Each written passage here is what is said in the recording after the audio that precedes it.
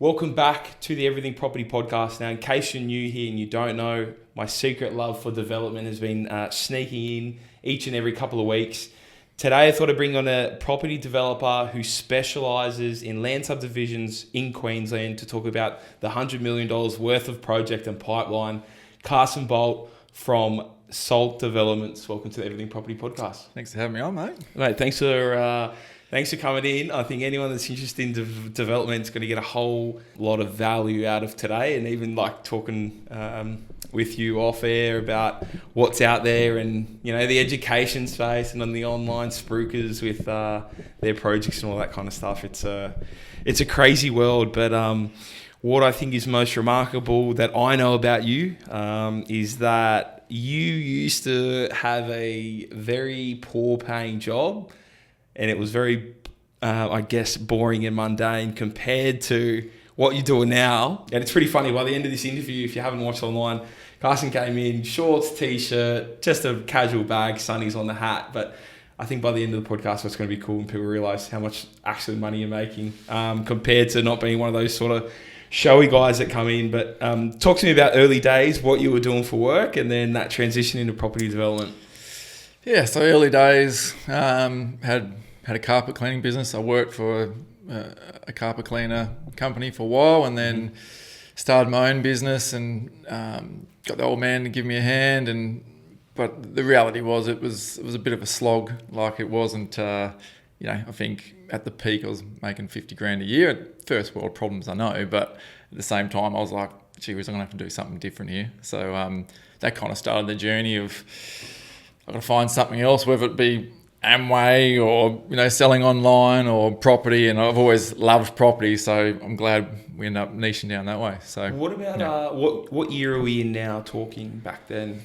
So would have been about 10 years ago. I started just reading and listening to what I could, and then started going to, doing the circuits of all the different webinar, events, I suppose, to try and learn as much as I could, and then end up joining a couple of these groups and getting myself educated, and just kind of went from there, I suppose.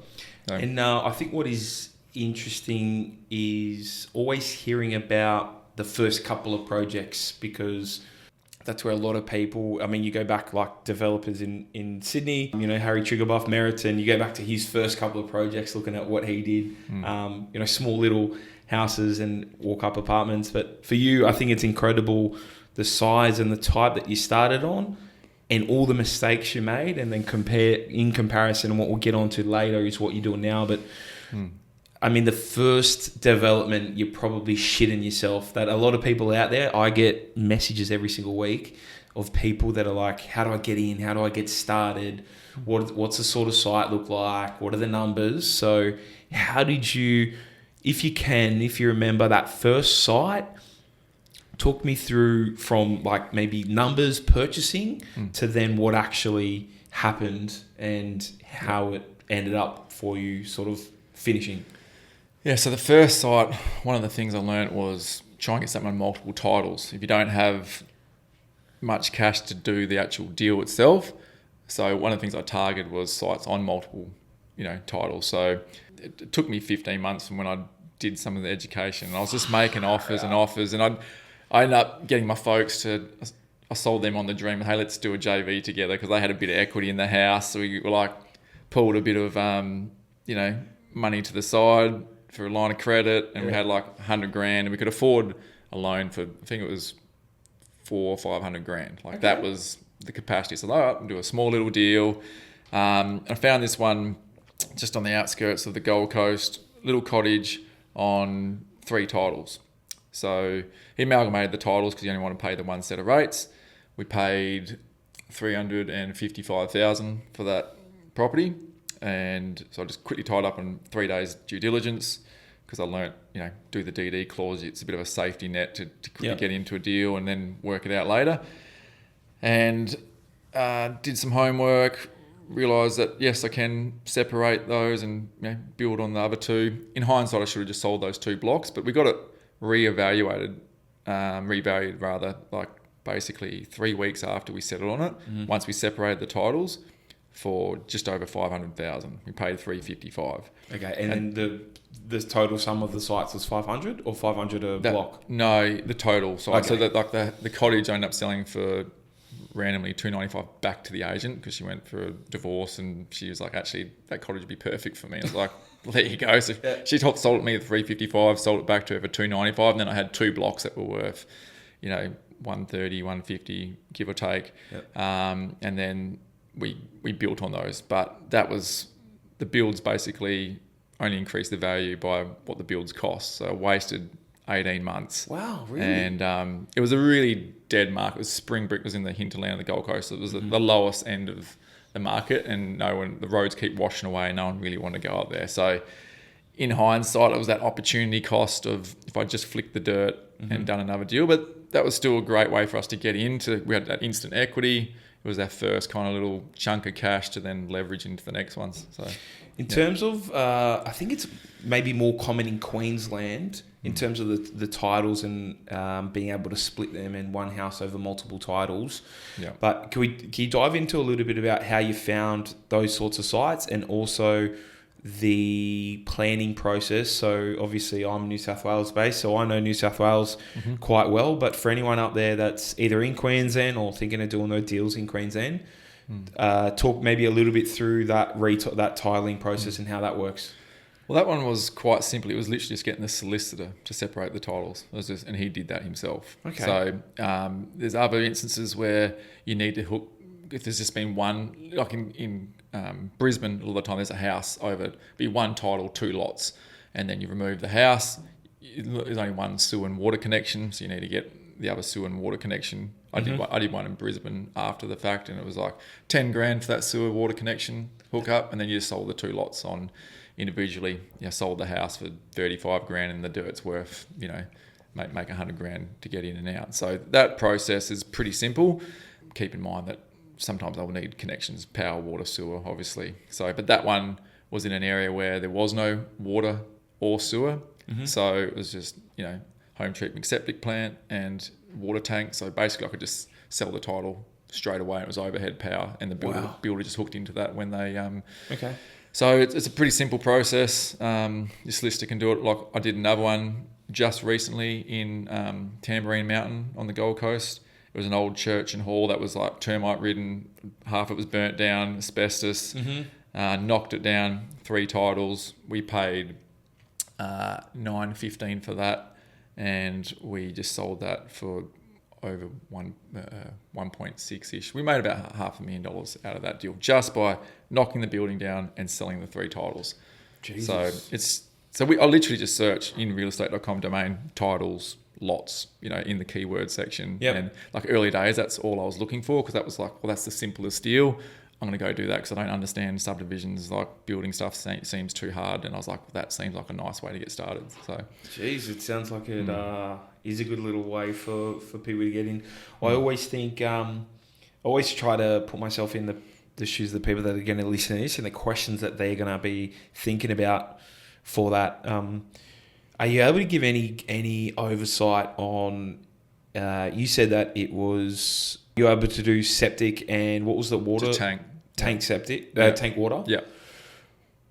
Are you able to give any insight into the cost if you were to bring that in on maybe that, because people listening to this aren't going to go out and do the 100 lot subbies straight away. They're probably going to start on maybe something like this. So is there any indication on price? And because I know you've done a couple of these other projects, but pricing to get those lots in, just so people can sort of work through something off back of the napkin. So if they're actually going to bring services in and deliver it like a normal subdivision? Yeah. So I think Colliers did a report recently in Southeast Queensland. The average per lot to deliver a new subdivision is about 160 to 180,000 a lot. So that's a good guide for people to start. And that's basically what I put into my feasibility as a rough run to start off with.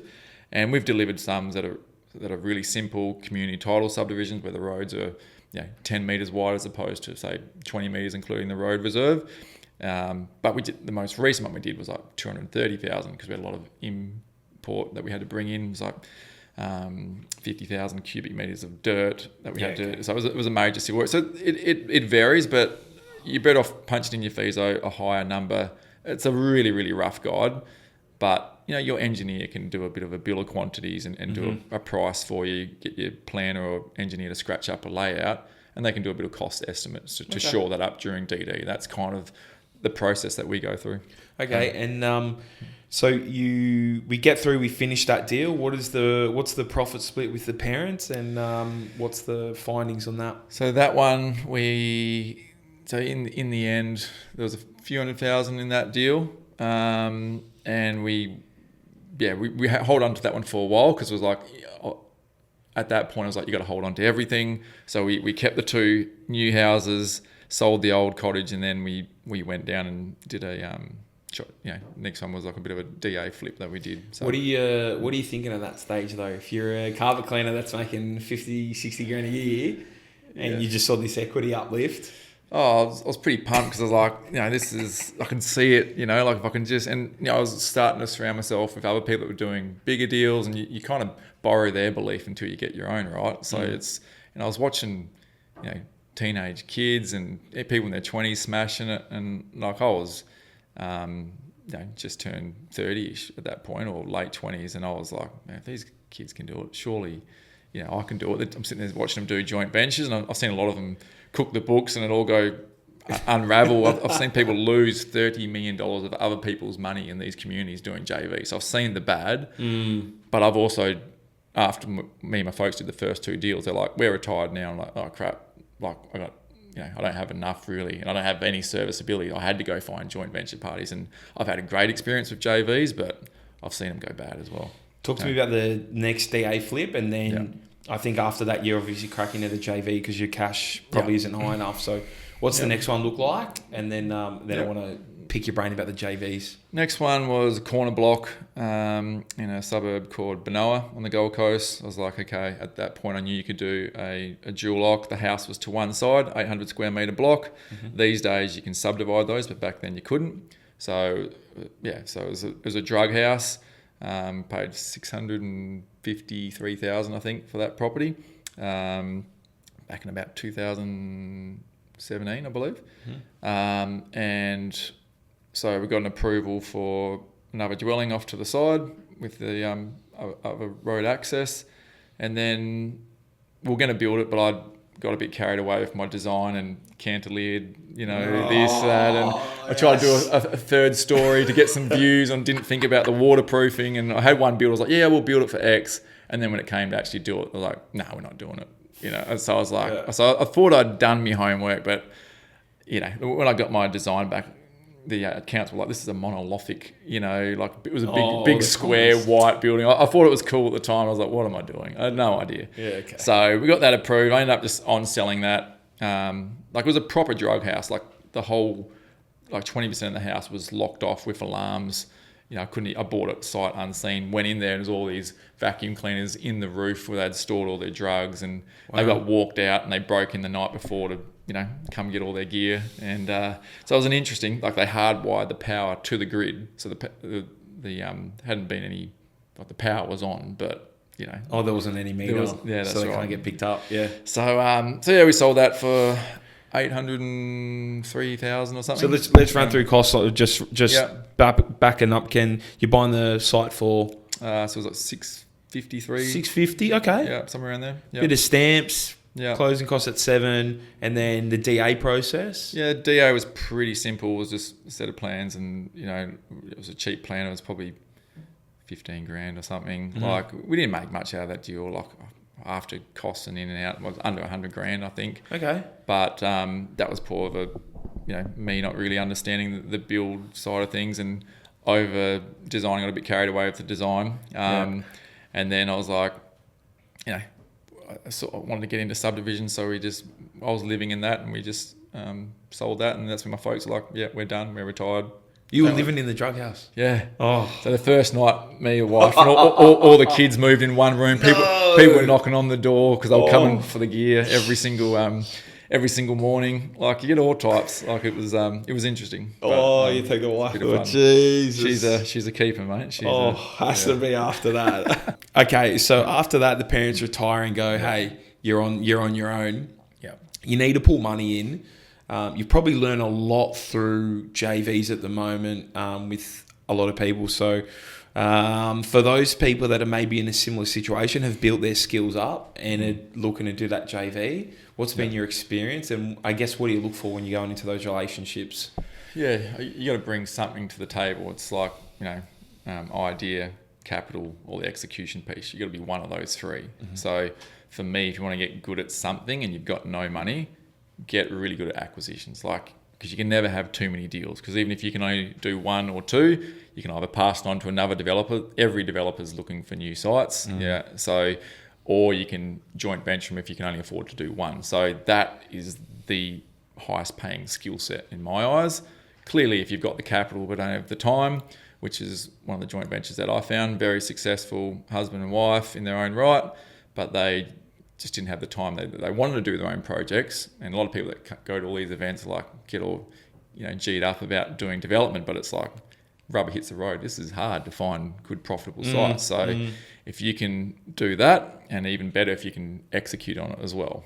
Yes, you can bring in a project manager, but if you can find the site and execute on the actual project, then in my eyes that's more valuable than the capital. So, but I agree, 100%. That's what I've been saying to people: is build that skill set, 100% in development. Know your numbers well, and then if you can't do your own, start with that resi base, leverage into either your own, or then you pull someone in and hopefully JV. So, all right. So you're looking for someone that's bringing something to the table other than your skill, other than a little bit of a skill set. Yeah. How do you find your first JV partner, and how's that first deal together go? Yeah, it was pretty scary. So I went to a couple of events, and after one of them, I was got all fired up, and I was like, you know what, stuff it. I'm gonna, some of the groups, I had some Facebook groups and bits and pieces. So I was like, you know what, I found some couple of deals, but I mean, my risk profile for my own money is reasonably high, but losing someone else's money is terrifying. That's what took me so long to find the first one for my parents' deal. I was like, I can't lose their money. And then for someone else that I didn't know, and they were a couple here from Maroubra that actually funded the deal for me. Oh, there you go. And they ended up doing the next 6 or 7 deals with us. But that first one, you're sussing each other out, and I pitched a deal and that didn't work, and then we ended up doing another one. But it's just like any relationship, it's building that trust. And we hadn't done much. I said, look, I've done this little 3 title deal, and then I did a DA flip that kind of worked. I made a little bit, but it wasn't really that great.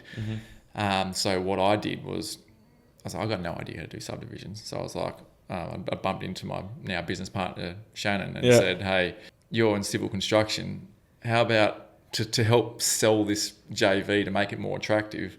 Can I say that you will do the civil construction, or you'll manage it at cost, and then we're adding not just the idea or the finding the deal, we're actually the execution piece as well. So, and I said, and how did you meet Shannon at one of these events too? No, we ended up meeting for our wives. Wow. So they'd just become friends, and we'd only just met. And I was like, hey mate, help me out. I got no idea how to cost this thing. Like your question before, how much per lot? I was like, I've got no idea. Luckily, the first one that we looked at, it was already DA approved, and the engineer had done a costing. So I was like, oh, this is perfect.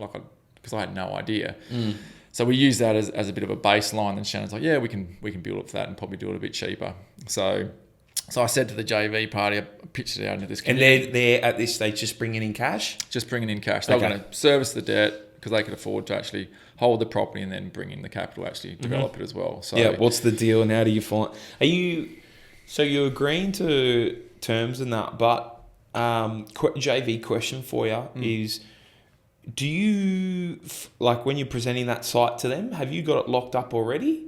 Or are you trusting that if you send them that live site that they're not going to undercut you and go and buy it? It's a good question. I do use non-disclosure agreements where, but it's not really worth the paper it's written on really. But it's just it's more I just back myself in that if I get screwed over, so be it. I'll just keep going and I'll find other sites. But at the end of the day, yes, I try and tie up the sites if I can, get them under a DD period, and then just get a bit more certainty, because if you got 6 deals that fall over, people lose a bit of patience as well. But with this particular one, I hadn't actually secured it yet. I just said, hey, I've got this site that I think is really good, and just built that relationship with them. And so Yep. it was a bit of a trust there. But Okay. and like I said, I didn't, because I had no experience. I said, look, just put me on as a project manager, like, and give me 15% of the profits. I actually asked for 20. 15, fucking hell. I asked for 25% initially, and then like we were talking about before, I forgot the GST, and she picked it up. She'd done a few projects. She goes, "There's no GST. It's only a 20% deal, not 25% deal." I was like, "How does 15% sound then?" You know, and I was so embarrassed. But she was like, "You know what?" And I said, "Look, if it doesn't work out, just sack me and just pay me a spotter's fee." So like, if I'm terrible at and I can't actually bring the civil construction piece together, and I'm bad at managing this thing, there's no risk to you. And she's like, I actually like the deal, so you're on. And that project went quite smoothly, and then we ended up buying the site next door. So that's what's the project? What's the size of it? And 3 lots, acreage subdivision, very, very steep. Like 2 of the blocks still haven't been built on because the COVID boom. I remember seeing this. It was horrific. But the views of like the ocean and the skyline of the Gold Coast were incredible. So that sold the blocks.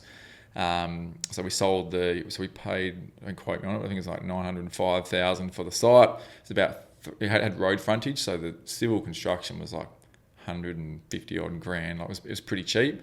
And then we sold the blocks for, I think the cheapest one was $515, I think one was $560, and then $570. So it was about 300 grand profit.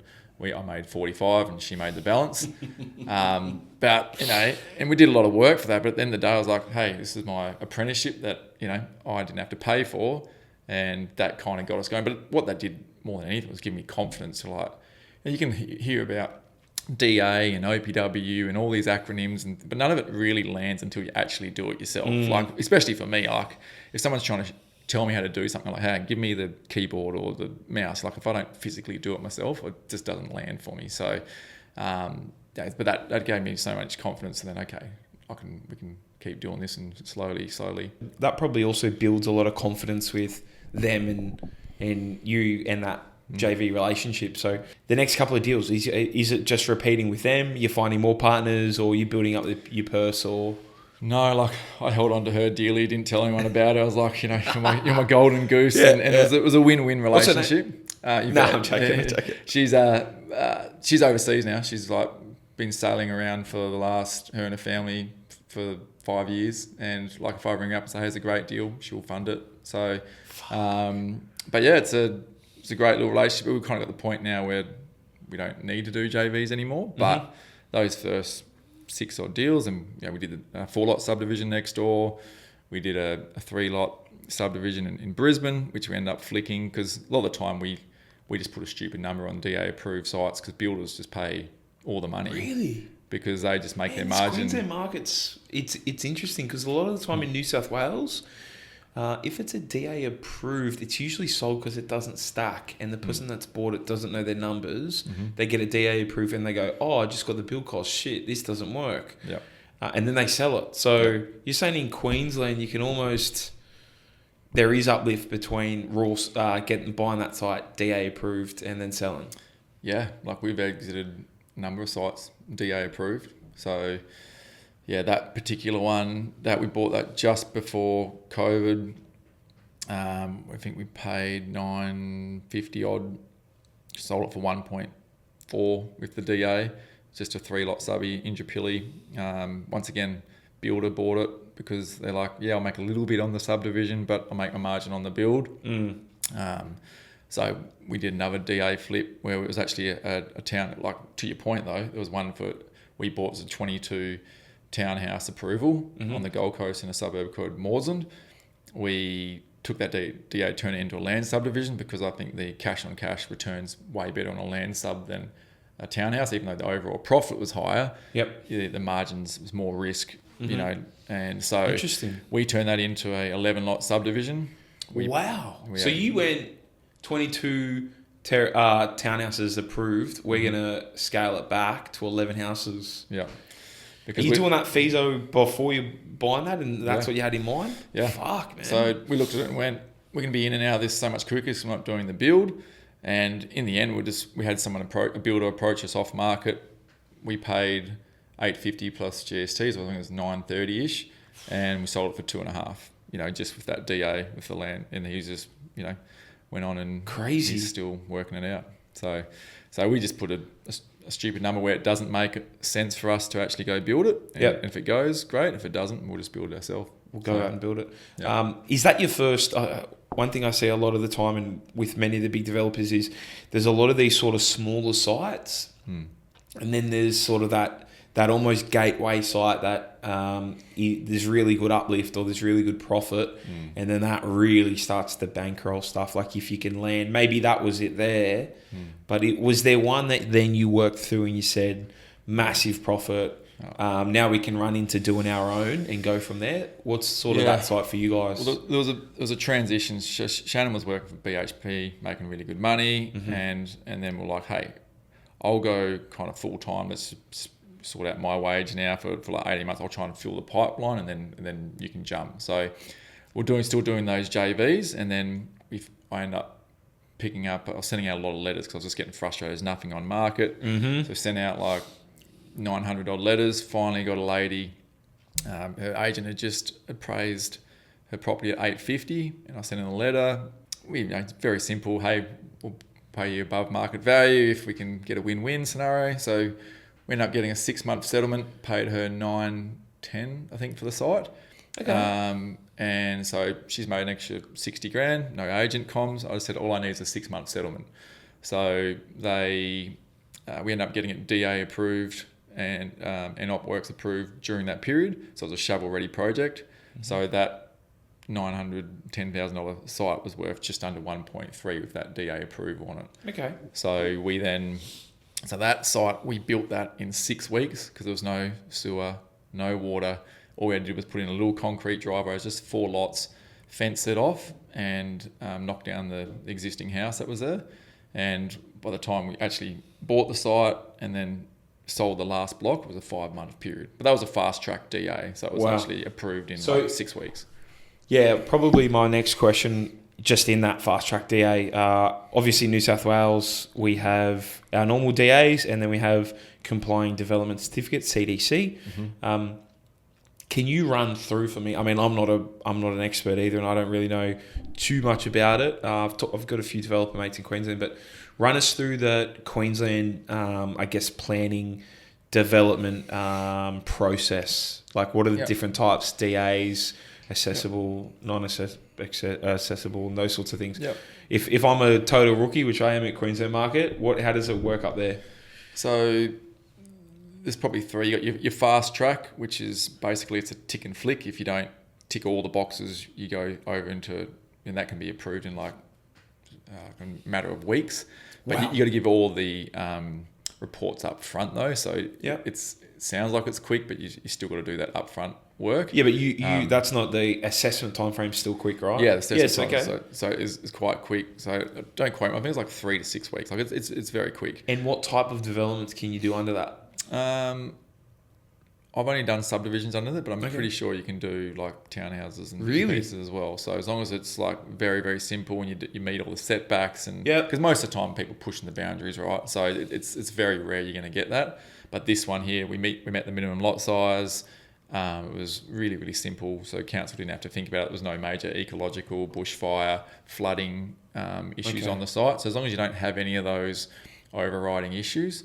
We had a road resumption where we lost 15 metres of the front of the site, but it didn't affect the minimum lot size, so we were still able to go through. So that's like kind of the fast track. We've only ever had one of those. And then you got code accessible, which is, once again, as long as you stick within the parameters, they kind of have to approve it in the sense. Like it's not as risky. You don't have to go out to public notifications. So you don't have all the NIMBYs whinging and moaning about what's going on. And then we've got a few impact that we're doing now where we're pushing the boundaries.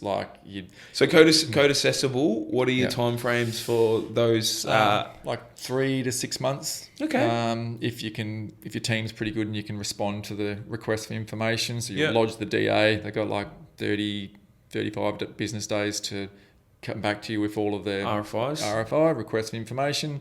And then, like, we just had one, I was just telling you before, it was like 1 week and we responded. Normally it takes us a month, depending on how much work there is to be done, but you can get in and out quite quick. And now, for this particular one that we're doing now, it's 34 one-bedroom units that they got 35 business days now to approve that site. They can come back with another RFI, but they kind of have to stick to What those are the timeframes. mechanisms in place if they push over that time frame? Because in New South Wales, it's obviously court, but is that the same thing up there? Yeah, you got what's called a deemed approval, where if they go a day over, you can do that. Typically, you won't do that. You'll just go to council, look, you're over now, like, you need to approve this. That's crazy, man. But, as you mentioned before, you got the deemed refusal as well, which we've had to do where council didn't make a decision in time, and we've had to do a deemed refusal, and we ended up having to go into some negotiations in council. Didn't go to court, but we had some mediation. So, and then that's just and then so you got code, and then you got impact. Yeah. So the impact is full. Put the big sign out the front. Everyone has a moan for 6 weeks, and then 6 weeks, is that your notification time? Yeah. So well, ours is 6 at the moment. I think it's typically 4 weeks. So we've got, I think, one more week on the one at the front at the moment. And it's at, I'm living in the house. Everyone's taking photos, and the local Facebook page is blowing up. Traffic's already terrible. Front window getting changed for work. So I like to remind people that that the house that you're in right now was done by a developer like 10 years ago. And so look, and I get it. Nobody likes bad development, but at the same time, you've got to have some progress as well. Okay, so I feel like I've got my head around it. Now, if we jump back into, I think we jump into that deal. So that was 5 months start to finish. You're picking it up for 9... Yeah, 910. 910. So we made about $770,000 profit. So we had that, 6 months lead in because it was a delayed settlement, but then we actually only physically owned the property for 5 months. So that was like a first big chunk, because that was the first time we weren't doing JV. So but then brilliant. We started that in October 2023, and then in January 2024, I just had this was probably the game changer for us. We had a site that we optioned 15 months previous that settled on that January. So we just done that one and then we rolled into this next one. It was a DA approved site, 11 lots, acreage lots. It had been on the market for 6 years. Yeah, I know this one. Yeah. And you say it's been on the market for 6 years? 6 years. But the lots went through the roof during COVID. Okay. So I'm actually trying to sell this site onto another developer as hey, give me a spotter's fee. It kind of works. And it only just worked. And then when COVID hit, blocks were selling in the high threes. And then I was keeping a close an eye on it, because I was like, if blocks take off there, and then there hadn't been a 1 acre block that had sold for a while. One came on the market for offers over 500, and it sold for 550, and he goes, I've got 4 more buyers there. So I was like, hang on, the market's just jumped 100, 150 grand times 11. And so we secured it, and by the end of that period, the blocks had gone up to like 650 a block. So we got it under a put and call option for 2.25 million. And then with the time so it was DA approved, but it hadn't had its operational works approval, your CC equivalent here. So we went and we actually did a minor change, shortened the road. We improved the layout slightly and got it shovel ready. So when the banks came along, we got it valued. They said it was worth 3 million. So we used that 750 grand uplift or soft equity to then form our deposit. And because the margin, the land had gone up so much, it was such a profitable deal. So the total development cost was just over 4 million for the whole project to buy it and to develop it.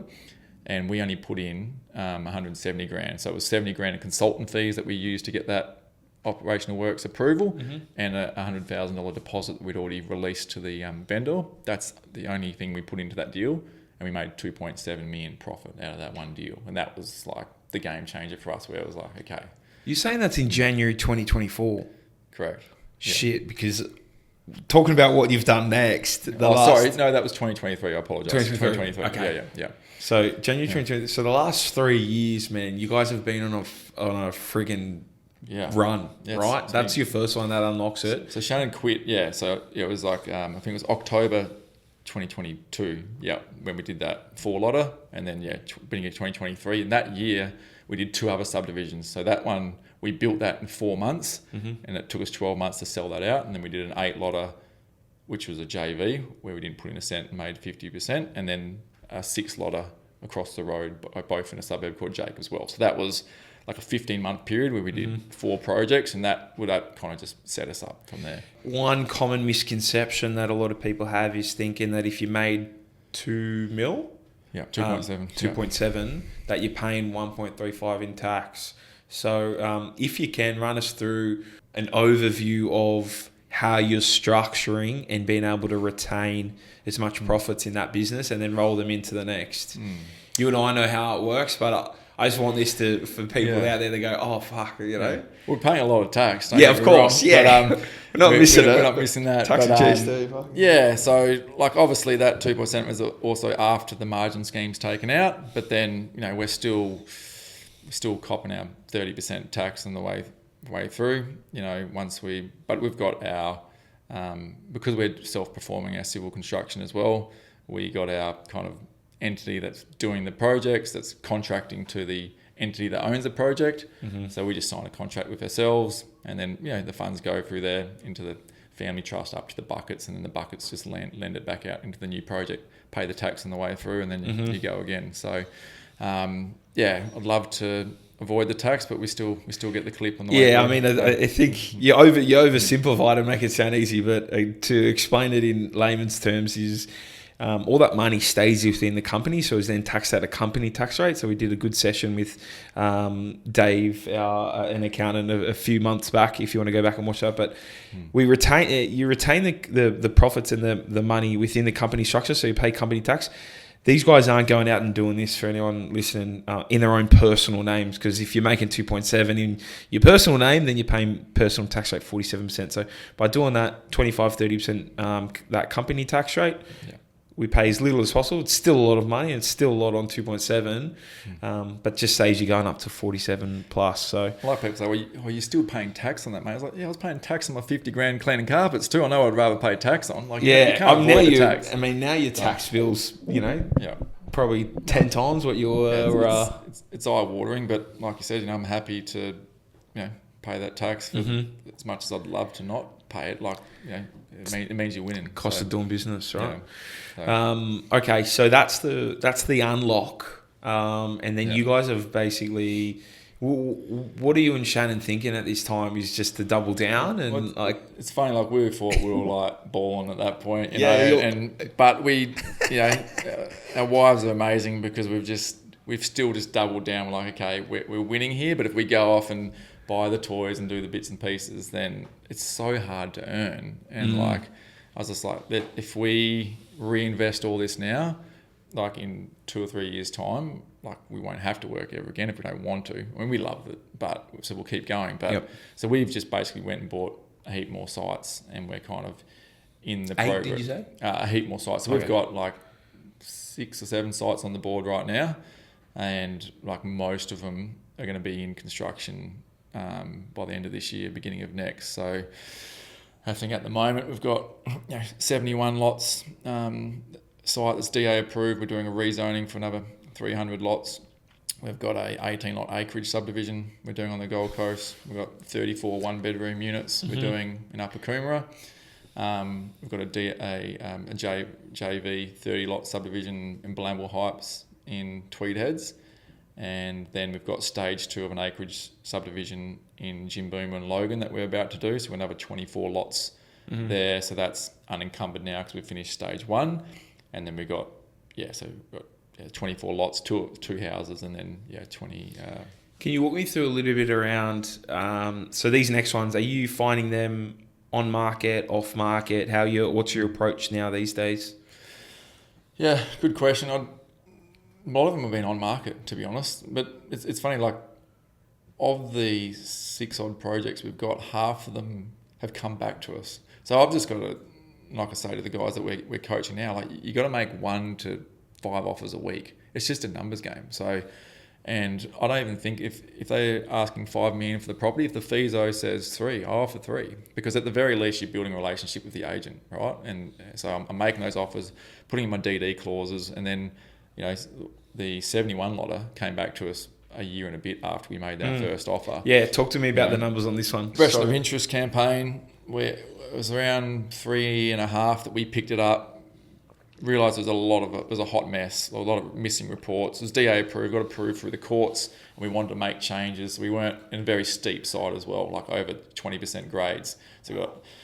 So we dropped it. 2 other developers picked it up and dropped it, and it was also a bit of a deceased statement. Like, these guys are going to be, sick of this backwards and forwards. So we made an offer of 1.8 cash. We ended up picking it up for 2. So like I said, we paid $2 million for the site, and we've probably spent about $100,000 doing the DA and changing it, and we've just been offered $13.5 million for them to take us out, roughly 18 months after we bought it. But that's also with us keeping 2 stages, which is 7 lots, which is about $2.5 million worth of like houses and other blocks that we get to keep while they do the rest. So that's the offer on the table at the moment. But that's a 16-month settlement. Mm-hmm. So otherwise, we got some, $6-7 million cash offers to just walk away. So, I mean, I'd wait 16 months. I don't know what your appetite is. Okay, and what's interesting about this is majority of it's Queensland. I know you're dipping into a little bit of New South Wales. Yeah. Is there what's your process? Because it sounds like your process to find these sites is quite robust, because you've been able to pick it up and take it into those different markets, which is cool. I know a lot of developers, and I've worked with developers, that they'll stay to a patch. They'll have their market that they know really well, and they'll say nothing wrong with that. But what I'm interested in is, how have you been able to sort of lift up what you're doing and plonk it in these different councils, in these different areas? Yeah, you hear a lot of educators say, pick 1 or 2 suburbs and become an area expert. And that might work well if you're doing knockdown rebuilds, or if you've got your CDC, like I said, in a particular patch where it works really well, or your duplexes and say Palm Beach or different high-end areas of like the Gold Coast. But for subdivisions, they're hard to find. So I'm of the opinion you've got to cast a wide net. So I kind of go within a couple of hours of where we are. I'll kind of go everywhere if the numbers are good enough. I'll put a project manager. I don't care. Yeah. But I flew to WA, where I'm from, and I've been looking at sites over there because I got sick of all the koalas. I was like, it's dry and we don't have to worry about the rain. I'll go over there for a bit. But they've got their own issues with long lead times with Western Power and all this kind of stuff. So I was like, 2 hours from where we are, and I'm got a pretty wide net instead of just a couple of suburbs, because I want amazing deals. I don't want average deals. So I want the 30 plus profit on cost margins. I'm not chasing 20. A lot of my friends are doing built form are like 15 to 20%. I'm like, I don't want to play in that space. I want something with problems that I can solve, which gives me the better margins. So, talk to me about a couple of these other big ones. One of them you are doing built form, the one better or the Slash Studios. Walk me through how you found that deal, numbers, and then what's the end plan with that? Because that one deal is you pretty much retire off this deal. What's funny, so it's 1.1 we paid for the site. It's just under an acre of medium density dirt in Upper Coomera. We actually picked it up as a subdivision because that's been our cookie cutter that we've been doing over and over. So I actually looked at it as a 6-lot subby, and it made its 30% margin. So I was like, let's just do that again. And my business partner was like, when else are we going to get a medium density piece of dirt where we've got a nice exit strategy of 6 lots? If we cook the books and the build costs go too far, we can just go back and do another DA. So I was like, yeah, you're right. Let's roll the dice, do our first built form, because we've got that backup strategy to roll into. So we've lodged a DA for 34 one-bedroom units. So we've got a designer at the moment that's a builder as well. He's quoted us $150 a box because only 54 odd square metres, $3,000 a square metre. Yep. We'll do the civils. It's got a bit of steep slope to it, so there's we've got 2-3 metre high retaining walls. We do the bulk earthworks, but it's only 1 acre, so. And give my Shani can manage that. Yeah, give him something to do. Bulk earthworks. He likes to get dirt under his nails, so he'll play around there for a few weeks and smash that side out. So Is he on the tools? Is he doing the earthworks too? He's more he loves to. Like, he'll jump into a bit of gear here and there, but we've got some good crew that we just bring him in because he's been in that game for 20 odd years. He rings his mates and pull in a bit of a crew, and then they often. But we don't have our own gear. We've got a bobcat and a couple of little bits, but that's about it. So we'll do the civils. The builder will just, like we just said, look, I just want a rectangle box, cookie cutter unit, straight up and down, just basic. Two-story. Okay. Put a bit of zhuzh cladding on the outside to make it look good, but I don't want to break any design records. This is a yield play. And when the ones that we do sell, we want it to be at the bottom end of the market. But the bottom end of the market for the Gold Coast is still, you look at new units, for one bedders on the Gold Coast, under 800,000, there's one unit for sale. That's new. So we'll probably be in that 600 to 650 price point. So. And then what's the plan? So selling how many? We've got a block of 20 and a block of 14. So depending on what they sell for, we might keep the 20 or the 14. But right now we'll probably sell the 20 and keep the 14, which will probably be unencumbered or very close to at that point. And what sort of rental income we're looking at? Roughly 300 grand net. That's so good. I mean, that's the goal, is to find those deals, retain that asset, cash flow for both of you guys to run into. Yeah. You mentioned offline, you had another funny story about probably the youngest ever site acquisition manager I've ever heard of. So for everyone that thinks that they can't find a deal, tell us this story and this site. I said to my son, he's been, picking sticks and doing things around the block for $5 an hour. I'm a bit of a tight ass. And I said, well, if you find me a site, I'll give you $5,000. So he's like, okay, I'll go find some sites. So I said, look, you can have Domain, and I'll do realestate.com because I just like the functionality of it a little bit better. So he started using that. And funny enough, on Domain, a lot of the land bankers, when an agent comes to him and says, hey, especially in Queensland where Domain's not as popular, they get free listings on Domain. So a lot of the agents will just throw it up, and it's not even listed on realestate.com. So the one that he found was a DA approved 45 lot acreage subdivision. He found it when he was 12. This is like 4 years ago. He sent it to me. I was like, gee, that looks all right. Went out there and it was just too big and scary, and there was blocks in the middle of the creek, and I just couldn't wrap my head around it. Like we were still babies at that point. And about a year and a half later, after we'd done some of the, Jim Boom and a few other projects, had a couple of dollars, we're like, we probably have a crack at that now. And the DA was about to lapse, and so we ended up securing it, 22-month put and call option. 22 months. 22 months. So we had some major issues. How do you structure that put and call? You put any money up front for that? Funny enough, so we had 8 months DD. Yep. Because it had, so the first line of the DA says you cannot build this until the poultry farm is decommissioned. The poultry farm was 250 metres away from the site, and you have to be 500 metres away from a poultry farm because of the odour.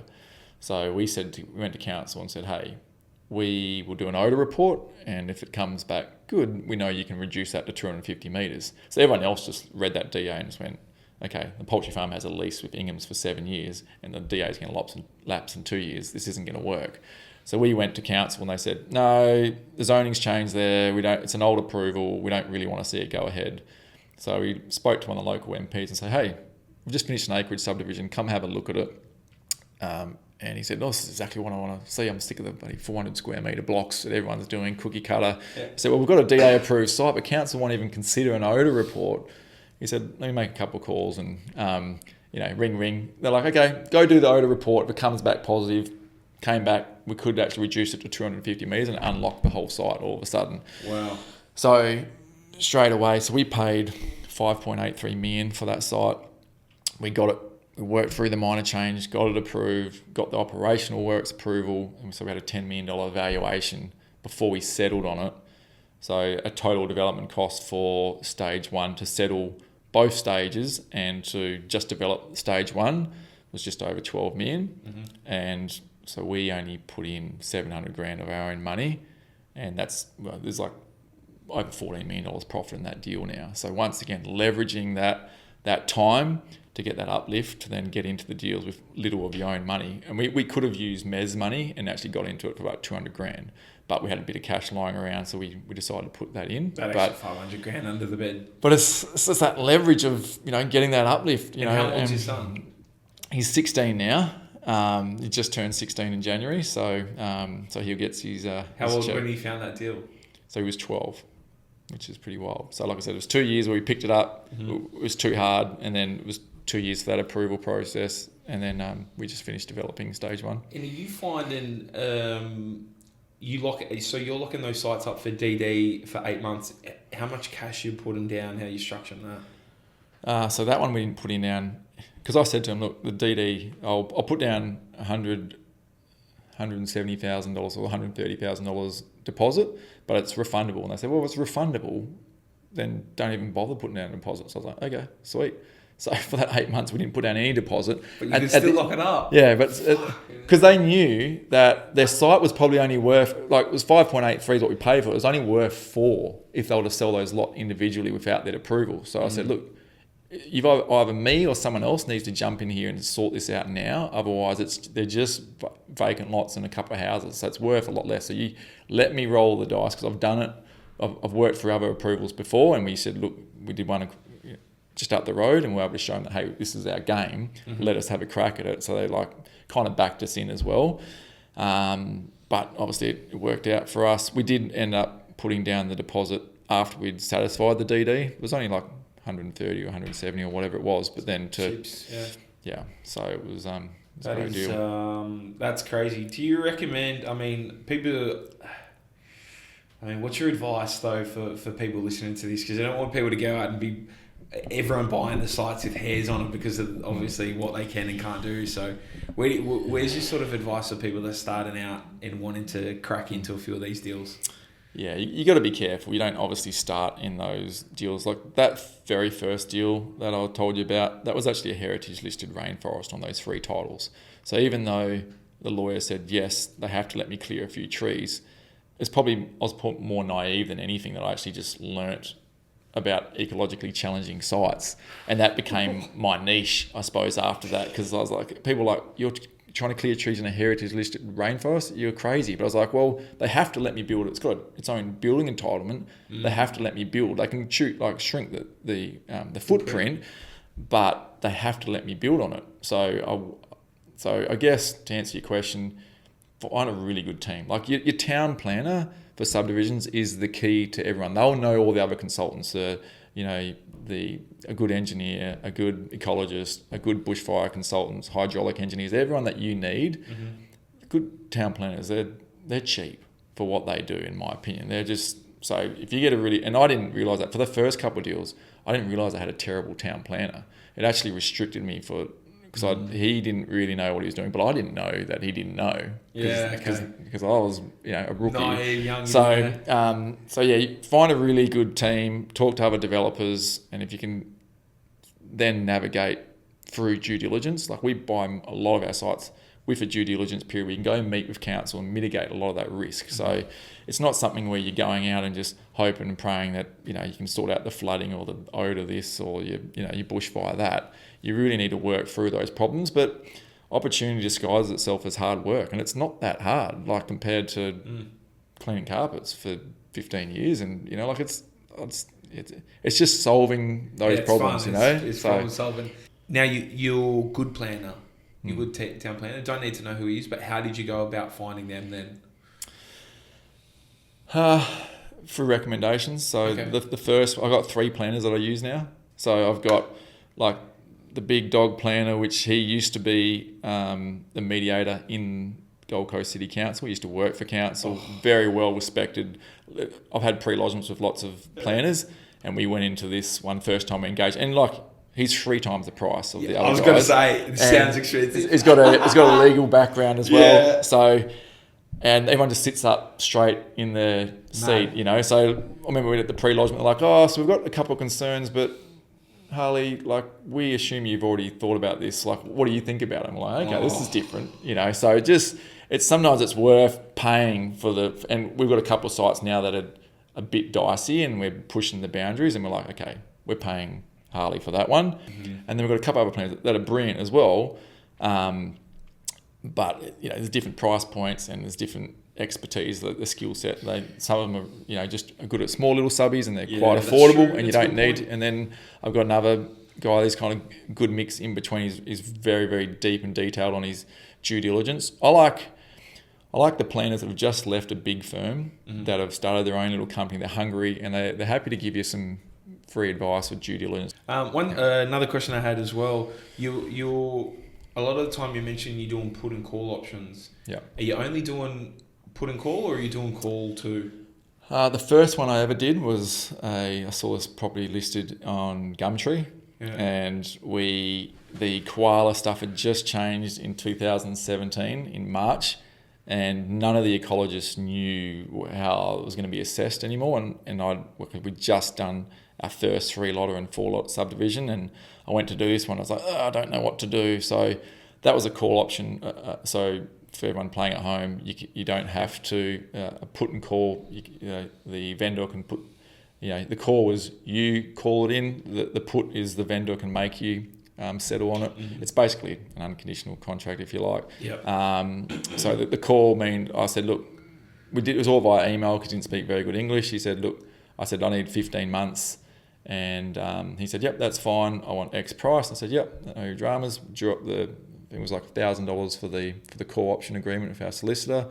And I unsold that to another developer for 40,000 plus GST. For me, that when I just quit carpet cleaning, I was like, that's insane. Like, it was for just finding a site and passing it on. Mm-hmm. And like since then, we've found other sites, just done a pre-lodgement meeting and sold it while it was under due diligence to another company for like $500,000. So like finding sites, back to the point at the beginning, is the one skill set that's going to pay you more than anything. That one was, once again, at that point in time, too big for us. And what we did was give them the minutes of, hey, this is what council, we've done up a layout plan, this is what council thinks about it. And the developer's like, yep, sweet, there you go, we'll write you a check. And I was like... And are you tying those sites up with a call option and then nominating the new developer, or how are you structuring that? When I'm using the nominee clause in a option agreement, yes, but the one I just told you was $500,000, it was $540,000. It was a solicitor that was selling it, and he was like, I don't want you, doing an option under my property. So I just tied up under due diligence. And then I said at the end of it, I said, look, I need to put it in a new entity. And then the buyer put his new entity on there, and I said, look, I'm doing a joint venture with this guy, swapped it out, and then he got the new company. So that was a bit of a risky one. They could have said no to us dropping it. But at that point, I was like, well, he's not going to do an option, so I'm just going to roll the dice. It was like $4,000 or $5,000 to have the pre-lodgement, do up some plans that we spent on the site. Mm-hmm. And I was like, the upside's so big for us. So happy days. 100%. Talk to me a little bit. And I know we're stretching out here on time, but we could talk for hours on this. Yeah. The highlights and the numbers are good, but talk to me about some of the lessons and maybe some of the times you've lost money on either, DD wrapping up sites or, anything that sort of goes south. Anything that comes to mind. Yeah, DD, we've had a number of sites where you spend money on it and it doesn't work out, so you've got to roll the dice. Early days, I just couldn't spend the money on DD, so I just take it as far as I could. Like, I had 20 different plans I was trying to get free advice on because I didn't even have the $3,000 to buy their time, so I had to not annoy them. So, but yeah, look, thankfully we've never lost money on any of the deals, and we've done 24-ish now. But we've had deals where, back when APRA was doing its things, it was hard to sell dirt, and so we've always got out of deals well. But we've had 5 or 6 projects where you spend a bit of money on DD and it falls over, and you want to do as much DD as you can up front without spending any money, but at some point you're gonna have to put your hand in your pocket. Especially, it's happening more. We're burning more money on some of the bigger projects because we know the win's so much bigger. But look, it is a risky game. We're talking about a lot of numbers and that's all bandangle, but a lot of people lose a lot of money in development as well. It's not all fun and games. So, and like I said earlier, joint ventures, a lot of people lose a lot of money, and I'm glad that I've had a front seat to some of that because it's made us really risk averse. Like me and Shannon, nearly on a weekly basis, I say, okay, if a GFC hits tomorrow, what are we doing? How are we navigating this? What are our debt levels? Can we hold our property? So we think about the risk a lot and the downside. We always think about, if you can't handle the worst case scenario, don't do the deal to start off with. But that needs to be your baseline. And as long as you can handle the worst case scenario, then great. So, long settlement timeframes, long DD mitigates a lot of that. So if you're just buying stuff at auction and you're trying to work it out and you're pushing the boundaries, that's risky. It's true. Yeah. What about financing? How have you guys found financing? Because I know a lot of the built form stuff, If it's under development finance, 30% deposit, or you can probably wind that back to about 20, depending how you wrap up the site. But it sounds like a lot of talk to me through how that financing journey has been for you guys, because that's the hard part. That's been a journey, and it's been a bit of a game changer, because I stayed with our joint venture party for so long, because I was just like, I'll just find the sites and you just do the finance, and that was just easy. But then I had some friends that were, the second subdivision site that we bought, a guy was getting wrapped up by a private lender. So I was like, these private lenders are all loan to own sharks. Like I'm never doing private money. And then I had some mates that were doing really well, and I was like, hang on a minute, like, how are you getting all these loans? Like, how are you servicing all this debt? And they were just like, we're using private lenders. And I was like, so I went on a journey for 6 months. I was like, okay, I'm going to meet all the brokers that just do private lending, that specialise in development finance. And that was a journey that kind of opened my eyes up to, okay, like capitalised interest. Like, that was like, what the heck, and explain that for people listening to, because it's great. Yeah, so basically the lender will, lend you the money and give you the interest as well, but then you're not shelling that out of your pocket each week. It's basically, they're just drawing down on it. It's you pay it at the end type thing. So it's not like a traditional loan. And some of these private guys as well, if you get that uplift, they're happy to use that soft equity as your deposit. So that's where the private game, like we use ANZ on our last one, but some of our earlier private lenders, they're happy to leverage a lot higher without the pre-sales as well. So that's a big one. You don't need the pre-sales for some of the subdivisions, whereas the banks, like ANZ on last, we need 50% debt coverage before they'd give us the loan. Wow. But I also probably left $3 million on the table, because the blocks I settled 4 weeks ago, I sold for $695. I resold one of the blocks for one of the people in our estate for $900,000, like just after. So times 22, it's a lot of money on the table. So yes, you might get a little bit of cheaper money with the banks, but if you can deliver the product and wait at the end, but that's the risk as well, because it doesn't always go up. So, but yeah, private money is such a game changer. But you got to remember, you got to be in and out in that agreed time frame, whether it be 12 months, 2 years, 18 months, because if you don't, then you can put your pants down pretty quick. So you got to be careful, right? So it's not all fun and games. You got to make sure it's a shovel-ready project and that you can get in and out quick enough. Because they'll work with you. So like either big deposits or big uplift, you can usually find a really good way if you've got a good team to find a way, compared to the banks where it's just like they have policies, and then if you're submitting anything, it's like a red cross, no, can't do it. Too high basket. So I guess what I want to wrap up, a couple of things. First is going to be what's the biggest project that you guys have going now?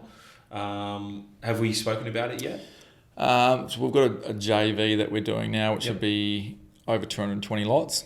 So that's a $150 million sellout, just that one project. Yeah. So we're working through that. So that's going to be a long play over the next 3 to 5 years.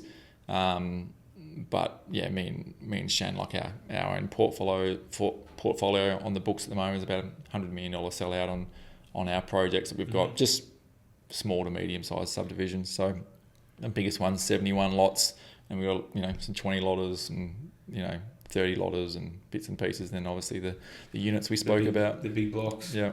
So awesome. And how the 220 lot one come about? It's actually a gentleman that's been funding a lot of our sites. Has been sitting on this site for a while and trying to work through it. And we've offered a joint venture opportunity with him, which he's taken up, and so we'll run the project, deliver it. He doesn't have to think about it anymore, and then we'll after an agreed amount, we'll share in the profits above that, and we'll drive it for the next 4 or 5 years. We'll put in the sweat equity and the know-how, and everyone wins. The JV partner of dreams. Well, look, Carson, appreciate you coming on.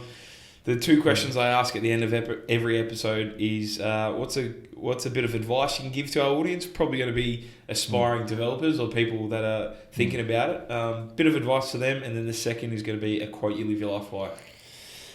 Bit of advice: go get educated, listen to podcasts like yourself, and there's so much free information out there now. Like, just go. I think you got to get a little bit kooky, like go pretty deep on something. Like I got obsessed. I could just would go to as many catch-ups, groups, anything property related, try and hang around as many property developers as you can. There's enough little groups and things around now. If you hang around them long enough, you're going to pick up little nuggets here and there.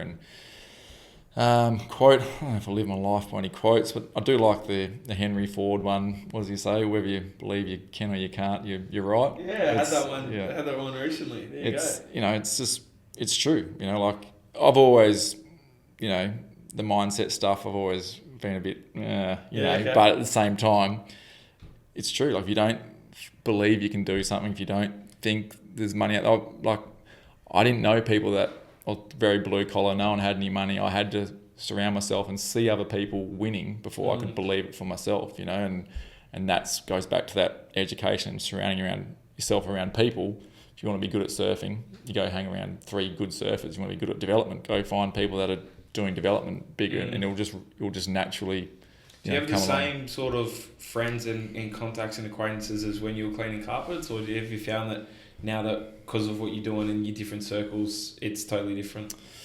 No, I got the same crew. Like I got a very small circle. Like it's but no, look, there's still like that property development world and things, but we don't really go to any of the catch ups or the meetings. And like me and Shane, like pretty happy just doing our own thing and just cruising along. So we enjoy just Gold Coast lifestyle and cruising. So. And you had to wear shoes to come down into the Sydney studio. Well, look, Carson Bolt, appreciate you coming on Everything Property Podcasts. Ladies and gentlemen, listen at home. Hopefully your brain's ringing, you're ready to run through a wall and crack on with the development site finding. So, look, really appreciate it. Over an hour of pure nuggets, and it's great to hear and pick your brain about those sites. So you got me thinking about land subbies now. I'm in build form, but who knows? Let's do it, JV. Yeah, New South Wales if we can. All right, appreciate you coming on, man. Thanks so much. Thanks for having me.